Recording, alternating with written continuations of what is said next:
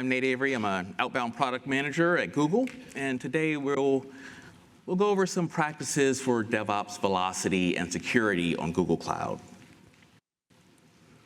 Want to set the stage up front. We're going to do some welcome and intros. We'll talk DevOps culture, DORA, use of cloud, and then we'll have our guests tell us about their proven results and a perspective from the ground. If this is not what you thought this session would be, I totally understand, and you're free to pick another session. Okay, so this is us. We know that most teams are going to want to improve velocity, right? That's the rate at which changes are made and put into production. And this group of practitioners here, we all come from a variety of places. There are some of us at Google in product management. We have software engineers, and then we have folks from industry who've got great experience doing this and explaining it and working with it on a day-to-day basis. The goal of all of this is to share with you real-life practices that should work. We don't want you to believe it just because we say it, but because it can work elsewhere.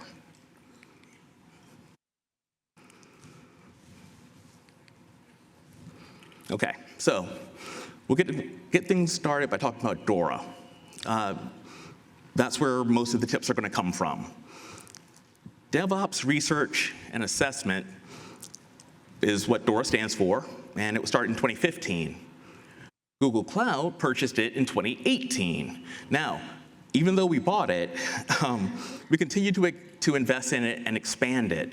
The goal is to increase capacity to help our customers understand just how they can apply the research that's being done. We want to make it real and actionable. In terms of the number of folks who work on this, there are 33,000 professionals worldwide who've contributed data to this. And we have lots of bright people and lots of bright math and all kinds of stuff going into this to help peel back the onion and help us understand what's actually happening. And what are the trends?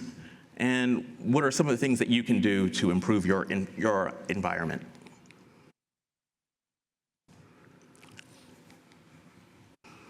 Okay, so unless you're like brand new to IT, you've probably seen this before. DevOps isn't just about tech, it's about tech and culture. And it feels a bit of a cliche to say it, but we kind of have to because we actually have stats to prove it. We look to the research to help us understand the DevOps world and to provide us with some insights. Our most recent report is that there was a clear drop in the high and the elite groups, and what's interesting about that is that it suggests that this year's respondents were either just starting their DevOps culture or had a very poor DevOps culture. So again, we're starting to see that you can't just ignore it. And here's another chart here. No surprise to anyone that the dream team there, they're performance-oriented, they have above-average team stability, above-average support, above-average flexibility. I mean, that's kind of what it takes. So we'll take a look at some of the metrics. The report breaks down aspects of software delivery into two types, speed and stability. Now, everybody wants to make things faster. I mean, that's kind of a universal deal. But organizations will often say that they can have either speed or stability, right? They think it's like a trade-off. And I think we've all been in places where someone said, you can have it fast or you can have it right. You know, which one do you want? But what's interesting is that our data tells us that you don't have to sacrifice these at all, that they're both actually complementary in their outcomes of a good environment. So there's a lot in it to buy in. If you buy into it properly, you will benefit. There are 4 main metrics in DORA to be aware of. Lead time for change. That's, how long does it take for a commit to get into production? Deployment frequency, which is how often you release software. Change failure rate, what percentage of releases degrade production. And then mean time to restore service, which is how quickly can you recover if there is a problem. And I gotta mention something here. Do not try to game these metrics. It's very tempting. A lot of us want to. A lot of people are into trying to hit targets. But that's not really what we're doing here. The goal of this is to measure where your environment is.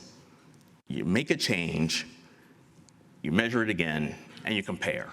Hopefully, you're better off than you were, but you might not be. Things happen. So what do? You just do it again. You make a change, measure it, compare it, see if you're better off. The idea here is that we're going to treat our people and our teams and our procedures the same way we would treat software, which is an iterative approach. And again, the numbers are here to just kind of solidify this, right? We want you to walk away knowing that there actually was some effort and that there's a reason why you should stick into this. 114 times more frequent code deployments, 3 times lower change failure rates. 23.7 times faster time to deploy? I mean, that's kind of nice. Oh, sorry, deploy was 26.5, even better. So there's one other aspect here I gotta talk about, and that's use of the cloud. Yeah, I know, I'm a cloud guy, we're at a cloud conference. I'm probably being paid somewhat to talk about cloud. But again, when we talk about cloud in relation to DORA, it actually works out pretty good because we see that those who are on cloud are 14% more likely to succeed in their organization performance goals. So again, we're looking at the things that work and that really kind of push the envelope for customers. So these guys here, they're just a small sample of some of the partners we work with. Definitely not an exhaustive list. And now I'm going to hand things over to Christie for a demo. Thank you.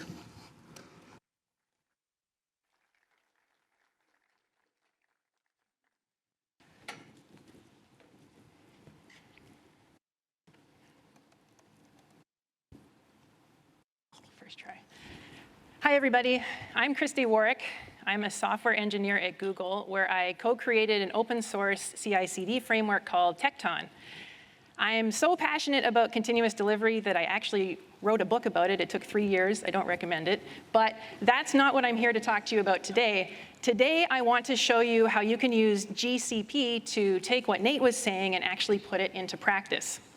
So the project that I'm going to use is one that's in this GitHub repo here, and it's a really simple project that just shows population statistics for countries. Because the truth is that ideally we would bake all this stuff in from the start, but the reality is that it's rare that we get to work on greenfield projects. We're usually working on something that already exists. So that's what we're going to do today. We're going to take this project that already exists, and we're going to improve the stability, the speed, and the security.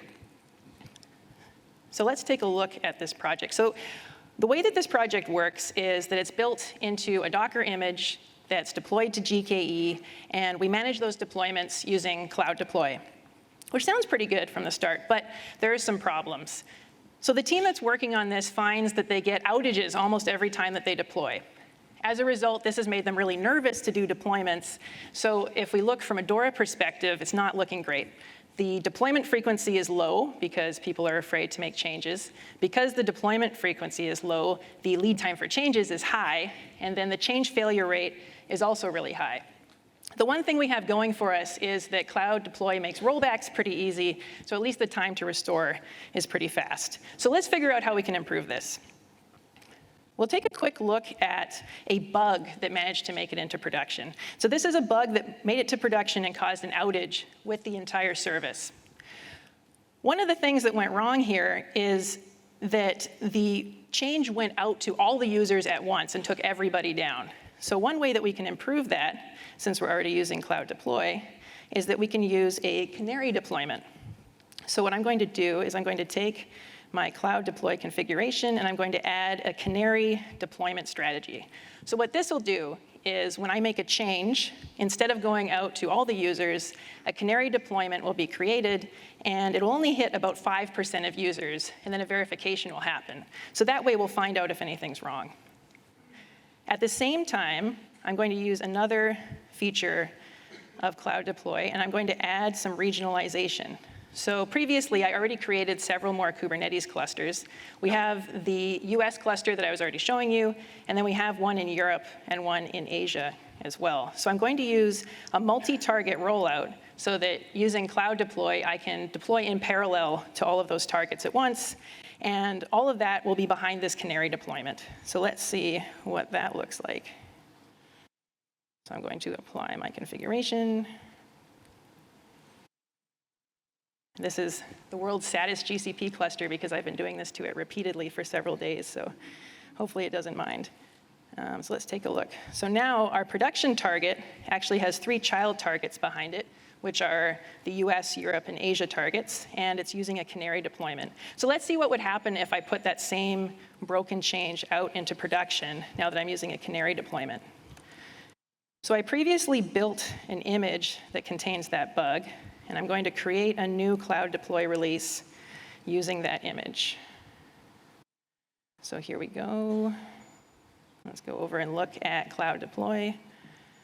Look at our pipeline, and we should see, here's our new release. It's queued, and you can see that the canary rollouts are about to start. So while we wait for that, I'm going to add a little bit more stability. So it would be great if changes didn't even make it out to production at all if they had problems. So what I'm going to do is I'm going to add a staging environment before the production environment. So over here in my Cloud Deploy configuration, I have another Kubernetes cluster that I made that's going to be our staging cluster, and I'm going to update the delivery pipeline so that before anything makes it out to production, it's going to go to staging. And the last thing I'm going to add is I'm going to add a manual approval step between staging and production. So let's see what that looks like.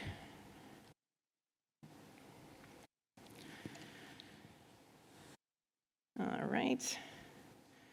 So over in Cloud Deploy, our canary rollout started. And you'll see that now we have a staging environment, and there's a manual approval step between staging and production. So we'll let that canary keep going. Hopefully it'll finish in time for me to show you, but what will happen is that the canaries will fail, and then we can roll back from that to a previous good release.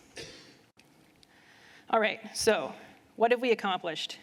So we've added more stability to our pipeline, to our application by adding canary deployment to production. So if something does make it all the way there that has a problem, at least it'll only get out to a small number of users. So that should make our change failure rate lower. And our change failure rate should be even lower because we can actually try things out in staging now before they get there.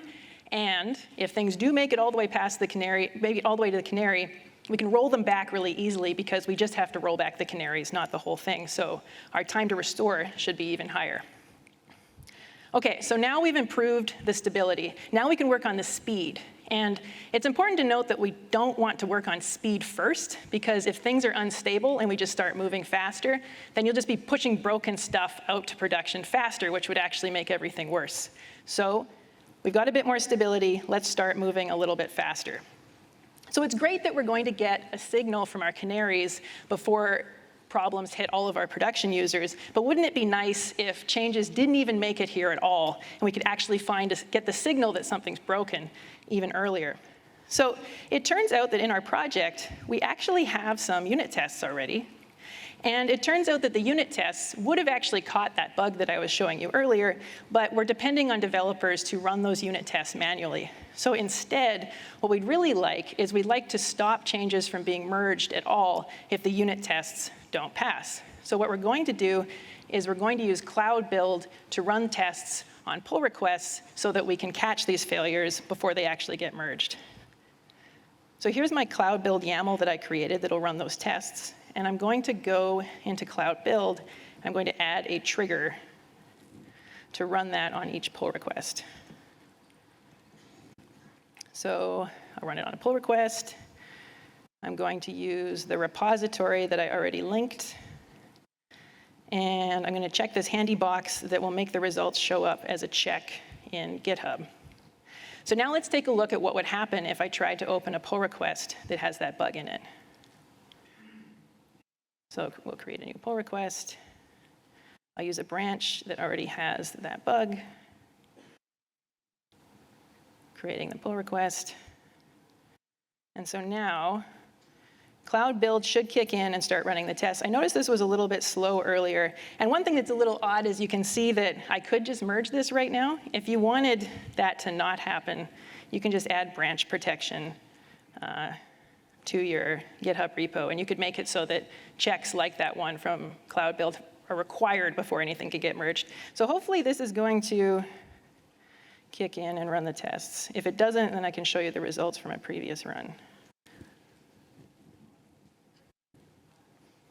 OK, let's take a look at results from a previous run. So back over here, we can see this one. This was actually, you know what? I'll show you it in GitHub because that'll be even more exciting. So let's look at one of the ones that failed previously. I think this one. All right, so over here you can see that there are checks that ran. This was my cloud build check. It shows a summary here. You can see the logs from the cloud build run, and you get a link to cloud build so you can go and dig in and see more. Really? You're really not going to run? OK, let me just look at the trigger really quickly and see if any pull request enabled. OK, it's a mystery. All right, so meanwhile, let's pretend that those tests actually ran and they failed, which would catch my error. At this point, I can have, actually, I feel bad not showing you at least anything. No, OK. OK, so pretending that those tests failed, we can have more confidence now that the code that's in our repository is in good shape, because if something gets merged and makes it in, then we know that at least the tests pass. So with that increased confidence, we can actually go a step further. And how about we start automatically rolling things out to our staging environment? Oh, and over here you can see that the canary deployment did fail. And so we can cancel that. We're going to initiate a rollout, roll back to a previous release, which will give our tests even more of a chance to actually run, which would be nice. OK, so we're rolling back that bad canary that we tried to deploy earlier. No, nothing. Nothing. Oh, well. OK, so the other thing that we can do is we're going to add a cloud build trigger that will automatically deploy to our staging environment. So I have a cloud build configuration file here that I made that builds a Docker image, pushes it. It uses artifact registry to generate an SBOM, which I'll be coming back to in a little bit. And then it uses cloud deploy to create a release and then waits for the release to be successful. So I'll add another trigger here.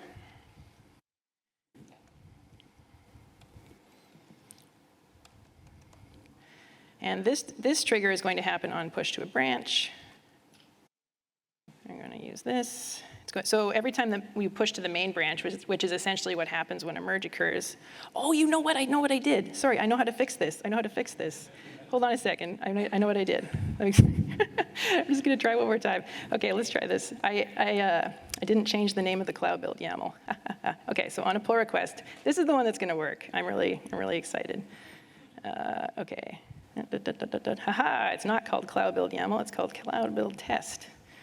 All right, and send the logs to GitHub.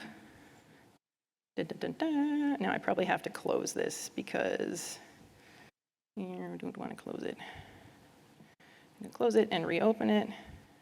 It's going to be worth it. It's going to be so fantastic. You'll see the test that you already know is going to fail. Create pull request. Create pull request. Magic. Run the tests. Come on, you can do it. Run the tests. OK, well, anyways. Okay, so let's create the trigger that will do our deployment to staging. All right, so push to a branch. And it's a cloud build deploy. All right. Nope. Repository. Second generation repository, that one. Aha, okay. So it would be really nice if that one ran too, but oh well. So I'm not going to merge that because it is broken. But let's say that we caught the bug and I go back over here and I want to fix my bug. So I'm going to go over here and I'm going to fix the bug because we just had a little inversion in the logic that we meant to have there.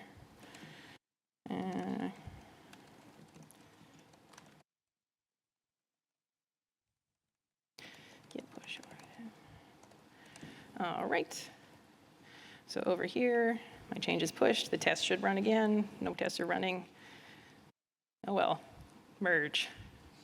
Merge with no confidence, but let's pretend that that worked. Okay, so now that that's merged, what'll happen is cloud build will kick in again. Should kick in this time, and it will create a rollout to staging, and then once that's there, we basically, at this point, we've increased our speed because we're getting more signals on our pull requests about what the state is, and because we're deploying straight to staging. So that means it's basically, at this point, just a business decision about whether you want to go all the way to something like continuous deployment, where instead of a manual approval check in the middle, you could be maybe running some automation against staging and then deploying right to production. The other thing that we can do is we can actually push things even further left. You might have noticed that I've been doing my editing in Cloud Workstations. So Cloud Workstations comes with Minikube. And since we're using Cloud Deploy uses Scaffold, and Scaffold lets you do local development loops really easily. So what I can do is I can start running Scaffold dev. And what this does is it uses the same Scaffold configuration file that Cloud Deploy is using to deploy to production. It's building my image, and then it's running it locally inside Cloud Workstations using Minikube.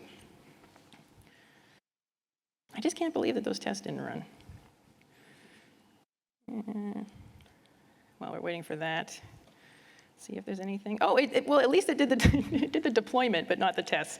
Well, that is just a mystery what happened there. So anyways, the merge that I did has triggered the cloud build YAML that has a deployment, which is doing a build and push, and then it's generating an SBOM, and then it's going to create, once that's completed, it'll create a new rollout to staging over here.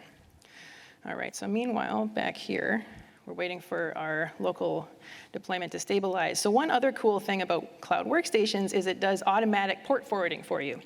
So the URL that I'm going to here, you might not be able to see because it's very small, it has port 80 in it. So I'm hitting port 80 on my workstation in order to do this, but using Minikube and Scaffold, my application is running on port 8080. So all I have to do is change the URL to 8080, and I can actually hit the version of my application that's running in Cloud Workstations using Minikube and Scaffold. And it will do hot reloading as well. So if I start making changes to this, it'll get rebuilt automatically and redeployed. So I can actually push things all the way left to my local development environment and see the changes as I make them. Okay, so we've increased the stability, we've increased the speed. The last thing I want to talk to you about is increasing the security posture of the project. So let's take a look at some of these things that we've deployed to Cloud Deploy. So we can actually go and look at the artifacts that we deployed, and both Cloud Deploy and Cloud Build have this feature where, oh, that's not the one I want to show you though, because that one wasn't built with. Bump, bump, bump, bump, bump, bump, bump, bump.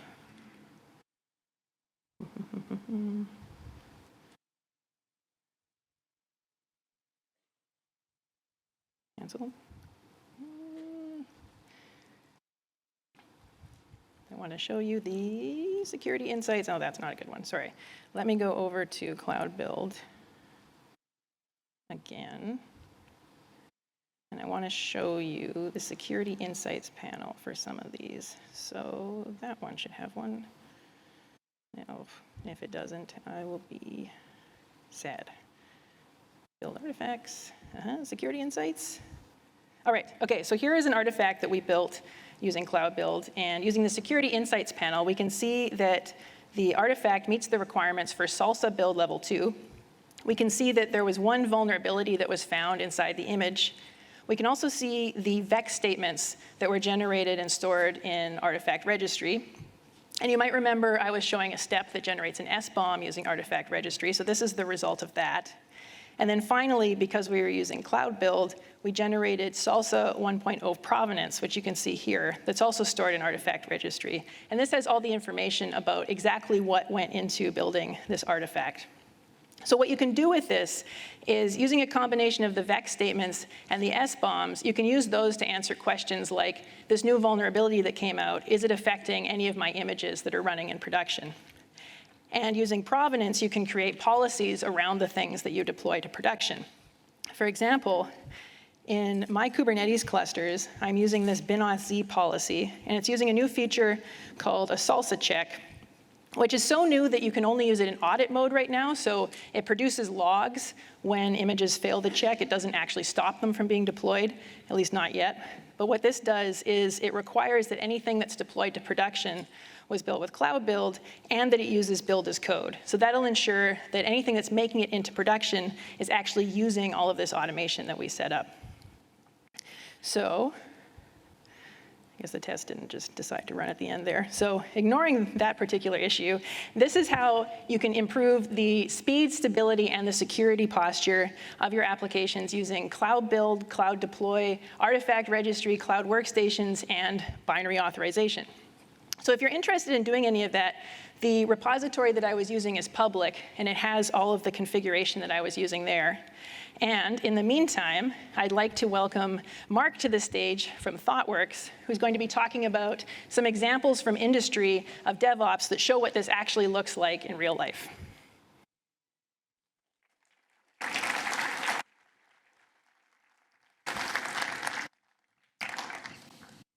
Thank you, Christie.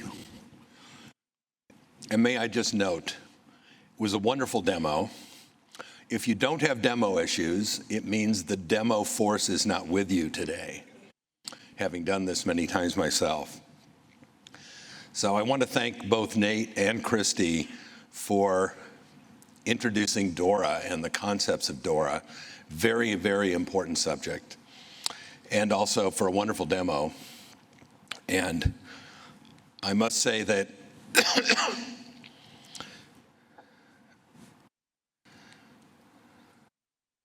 where am I? Okay, there we are.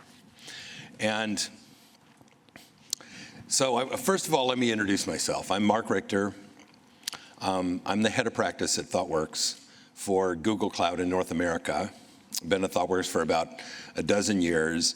I've been using Google Cloud for about 8 of those years. And I've been using a Google Cloud Workstation for all of my development since last November. Which leads me to say that, I don't know where you are, but from where I am, Google Cloud is the only cloud you need. And as some of you may know, to introduce going forward here with some results, ThoughtWorks indeed pioneered continuous integration and continuous delivery about 8 years ago, and it was first published by Jez Humble in his seminal book, Continuous Delivery, in 2011. And what I want to go into is taking those concepts and DORA and talking to you about what this means in terms of delivering actual business value from doing continuous integration and continuous delivery. Because at the end of the day, why do we do this stuff? We do this to derive business value for our companies from these techniques, right? So that we're more profitable and we keep people employed. So let me talk first about a huge global electronic component manufacturing firm.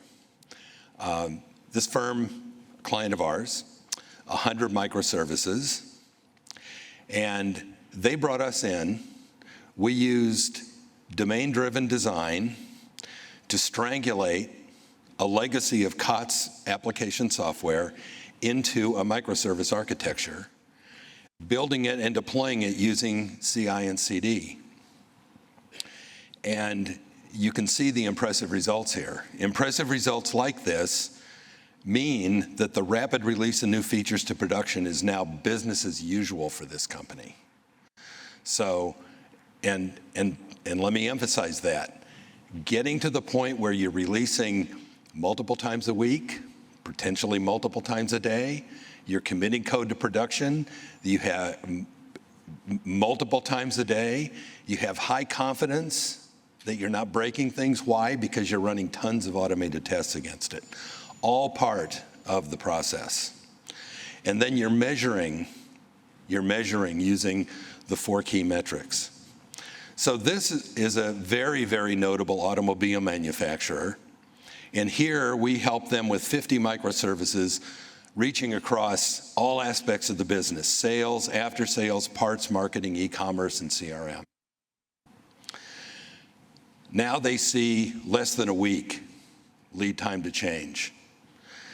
They can deploy tested, reliable code to production every day.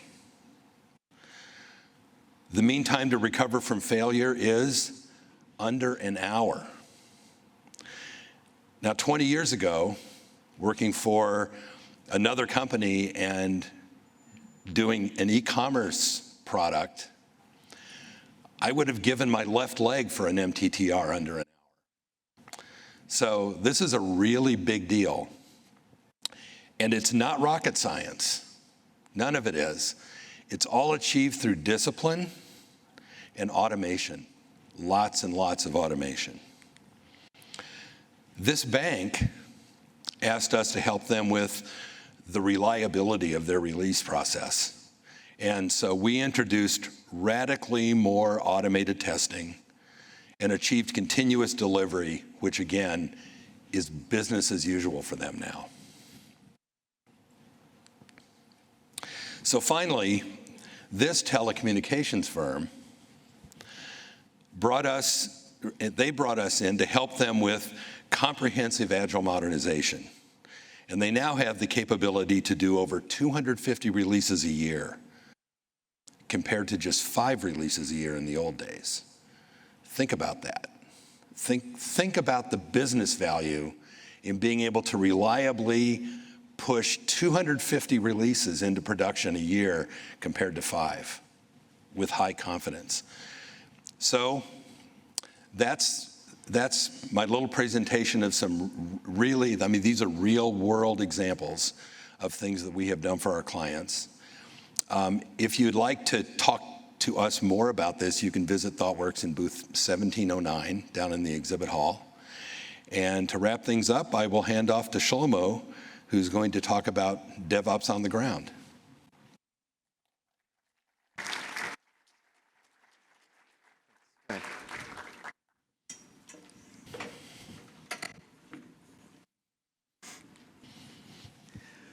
Okay, so I generally say very bold statements, and bear with me because you're gonna judge me, but don't do it until I finish. So forget deployment frequency, forget velocity, forget lead time, forget automation. And I'm gonna prove to you why every statement I just said is true. DevOps at the score is not what I'm gonna share today. It's DevOps that everybody should be doing and the way they should be doing it. So if I'm not going to focus on the metrics of DORA right now, we'll get to how you complement DORA. But DORA can actually hide huge epic failures. Metrics can hurt a lot of people. The reason being is businesses have responses to pressures to show good metrics versus actually correcting the problem itself. So let's start with principles. If I need DevOps velocity, or let's call it happiness, which is really what we're after, it's not speed, it's happiness. And DevOps is the ability to collaborate with others that are part of a whole for delivery. You need C alignment. So we have 3 principles, and each principle actually results in DevOps functioning at elite practice. So the CHRO is concerned with people leaving companies, people feeling unhealthy, people having mental health issues, which is a real thing for frontline people who do deployments and worry about the company, how it's going to resolve issues. The value has to be delivered in a way that it's separate from you enjoying your life. Simple principle, but we'll support orchestration, not automation. Automation is maintained by people who are SMEs. Orchestration links automation together, which releases that person from having to be there. CIO principle. You may not change existing services or machines. This promotes CI/CD, this promotes deployment strategies, this promotes immutable environments, this just promotes not keeping changes that we consider to be, oh, I wasn't expecting that to happen. The reason it happened is you have drift. You have a lot of environments that you don't know what they are, you don't know the state of them, so don't change them, make new ones. The third one is nobody has access to shared environments. Again, this is beyond zero trust, it's absent trust. Remove access you don't require entirely and have CI/CD and Git flow, GitOps actually build and deploy so you don't need to go into environments. So this helps advance observability to full stack observability, having telemetry and metrics that you require. Again, DevOps principles for happiness. All of these try to make sure that you are not the hero that takes a toll when bad shit happens. You are not the hero when something needs to be deployed. You are not the hero that has to make demos work, which you can't. Not specific here, it's every demo. Every demo. So I'm going to actually go into the math, and there's some stuff that's not shared here. So how does organizations actually fix and present these metrics? You can add people. There's a downside to adding people. A large downside because you distribute the work across a lot of people and you lose your SMEs. We're not looking at that in DORA metrics. You could remove steps. That's every digital team at every company. They just say, well, I have no regulations. I can just do it without all these steps and go straight to production. Wickedly fast, really shitty quality, really bad confidence, right? Because you're just skipping things, you're missing things. The last one is essentially resilience and orchestration, right? You're going to improve efficiency, which is really what you should be targeting. Not automation, because automation, again, is maintained by SMEs. It ruins your life. You have to be around. Who here hasn't had to work on Ansible errors, exit codes, right? You have to manage it. Put it into orchestration so your tests always operate in a consistent fashion because they're run in a consistent fashion. So why is time to market and release frequency irrelevant? They're just pressures. I could make it up. I could do weekly. I could do daily. What's good? Ruining lives? Probably not. So how are you getting your metrics? So essentially what you should be targeting is efficiency based on the human effort required to release. Forget runtime. Again, if I have lead time and I want to release, but I have to do all the appropriate testing to prevent outages, let it run. Who's it affecting? Nobody. The software goes out when it needs to with the appropriate controls, testing, that's orchestrated. So again, lead time, time to market, release frequency, all bullshit. You don't need those metrics. You need to know how is it hurting people, how are the teams working together, which business process isn't included, and make sure the orchestration does that for you. So this is the how. So that's how you measure it. DORA does measure pain, but you can hide pain by hiring people. You can hide pain by skipping steps, and then you get your deployment frequency. It looks great on paper, but ruins lives. But what does good look like if I'm doing the mathematics? Because you can actually make it into an equation for everything. Innovation potential is basically a function of spare time. So let's say you assign a certain amount of engineers. Every engineer has something like 20% of their time related to the application, which is reasonable. They get familiar with the app, they're SMEs, but you also need spare time to innovate. What's too much? So like you have to balance this. It's kind of like an equilibrium. You need to find a place where someone's engaged enough but still has spare time to innovate. And it's complicated. That's what DORA should be focusing on, so that you reduce heroics, but you also don't destroy your SMEs. It's again, a balance. Again, resilience is a function of the efficiency of the whole process, be it QA testing, be it dev testing, deployments, all of that stuff. How efficient is each of those processes? I guarantee in this entire room, QA is most likely the most inefficient, and that's why we can't get out very quickly. Again, because there hasn't been much investment on QA automation as of yet, which gets orchestrated. I don't want to step in that one. Again, sustainability is a function of idle time. How many people here, and I'll ask a question, how many people here run a non-prod environment that runs all the time? You never destroy it or turn it off. So we're killing the planet, right? So the context, I always go with an analogy. If you lease a car or you rent a car, if you're not using it, wouldn't you return the rental? You're paying for it. In this case, the environment pays for it, water, heating, cooling, all of that. But we leave environment sitting. If you go back to the principles where you don't change an existing machine, then why would I leave a machine running? I have the ability to create it and destroy it. It's all linked together, and its intent is to prevent idle time. Again, those idle systems become hard for us to manage, again, ruining lives. But again, if we go back to Dora and we take metrics that go, I release daily, frequently, hourly, whatever it is, what does it mean to the people behind it? Do we actually measure the impact to the individuals that bear this burden as we increase the frequency? Do we have the resilience to manage the business pressure? So epic failures can occur with fantastic Dora metrics unless we measure the impact on the human, which is each of us. I'll stop there. I don't want to take too much. I can keep going? So I'll go back here and try to go into the capabilities that you achieve.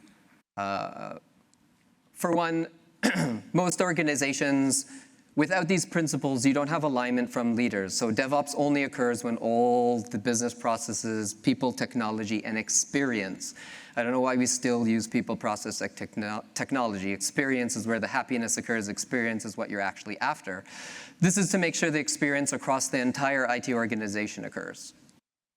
You have the metrics you require to be informed of your environment and your applications. You do not persist environments just because it's convenient to leave it. It's actually not convenient to leave it. It has huge tolls on people, maybe not yourself, but on other members of the organization. And then generally organizations think buying tools fix things because they bought automation and they're like, it's 40% automated. But the reality is you should be focusing on what are people doing? When are they spending their time? Slack productivity says, how many messages do you send? I want to know how many messages are at night. I want to know how many messages are on weekends. Do they present that data? No, they just, whoever can get the highest number of messages is the best. So the context here is if you go by principle versus metrics, the metrics will result from maintaining your principles, which is what we should all be doing. This is the piece that's missing. It's not about showing metrics that look good. It's about making sure the people who work with you are happy and enjoying their work. And hopefully you drive down attrition and you don't lose or ruin anybody's lives. Maintain DevOps happiness, not velocity. Thanks.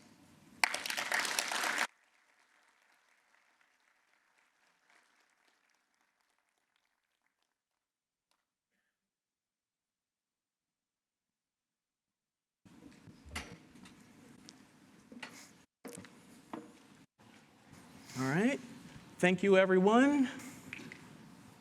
One more thing. I can't really talk about it, but please keep looking out this week. There may be something more that happens. With that, here's some other sessions to check out. They're all good. They're great. One of them might even have me in it again. And yeah, that's it. Go to lunch.